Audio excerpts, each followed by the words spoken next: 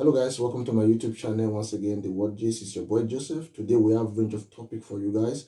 We're going to be discussing about the Fulani herdsmen crisis in Nigeria. We're going to be discussing about corruption in Nigeria, and we also have news for you from Italy. Now, for a very long time, we all know the havoc that the Fulani herdsmen have been causing in Nigeria. Yesterday, they destroyed maize farm in Ekiti State. Now, the Fulani herdsmen, they be acting without any form of conscience, because they know that there's no form of accountability. The federal government will not hold them accountable for what they do. Now, for a very long time, the federal government have been so nonchalant about this Fulani herdsmen crisis.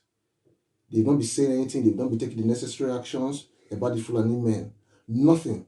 They just left them rampage to be doing what they like, what they want. They can kill Nigeria, they don't care. I think this is high time that Nigerians need to realize that the federal government doesn't care about them and they need to fight for themselves. And this federal government, they are the one encouraging Nigerians to go into agriculture. How can you encourage someone to go into agriculture when at the end of the day, what they are laboring for will be destroyed by somebody else? So it is very, very discouraging. That is why, if this Fulani herdsmen crisis must stop in Nigeria, the federal government must act. No, like as I was saying, this was like my previous video. I was talking about restructuring. This is the only way, that this problem can be solved. State governments must wake up to the responsibility of protecting the property and life of their citizens.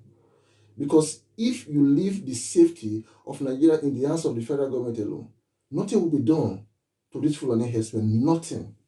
Nothing. Because over the years, it has been shown that the federal government, they are too soft when it comes to this Fulani herdsmen. They are so soft. So I think Nigeria, as a country, we must, come together holistically and think about the perfect solution to the problem that we are facing in Nigeria, especially regarding the herdsmen. We are going to be talking about corruption also in Nigeria. And I believe that this Fulani herdsmen crisis also boils down to corruption. Because the people that are supposed to hold them accountable, they are not doing their job. I believe that they are getting some incentive from this herdsmen, to take the back door and not to, implement the law on this Fulani herdsmen. In light of that, yesterday, a federal court in Abuja ordered the full forfeiture of fund traced to former governor of Zamfara State, Abdulaziz Yari, of $284 million. $284 million. This is a governor of a Nigerian state. $284 million. How much is the salary of a governor in Nigeria? How much is the salary? If it's too much, 2.5 million naira. That's the salary of Nigeria governor. Now, how was he able to accumulate $284 million in his bank account? And this was traced to Polaris Bank and Zenith Bank. This is what we are talking about. How can you expect a country to grow when its leaders are stealing the money that was supposed to be used for the development of the state? I think it's high time for Nigerians to start holding their leaders accountable for this misuse of the fund being invested in them by the people to make their life better. I think this is the high time.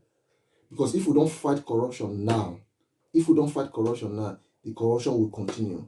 And it will get worse and worse and worse by the day.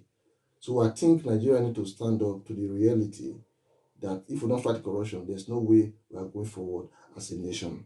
We're going to be discussing about also, what transpired in Italy yesterday regarding the Prime Minister of Italy, Giuseppe Conte. He resigned from office yesterday. This is the Italian Prime Minister has been facing backlash for a very long time now for how he has handled the coronavirus pandemic in Italy. Now, though he was able to, survive two confidence votes last week, but he lost the majority. He lost his majority in the Senate when his predecessor, Matteo Renzi, withdrew his Viva party from the coalition. And that will be all for today. Thank you very much. And please don't forget to click on the link below to follow me on Twitter and Instagram. And please don't forget to subscribe, like, share, and comment. And today, post on notification shout out goes to Umbaye Ja. Thank you very much for your encouragement. If you want your own shout out, please just click on the notification bell and leave a comment so that we know your name. Thank you very much.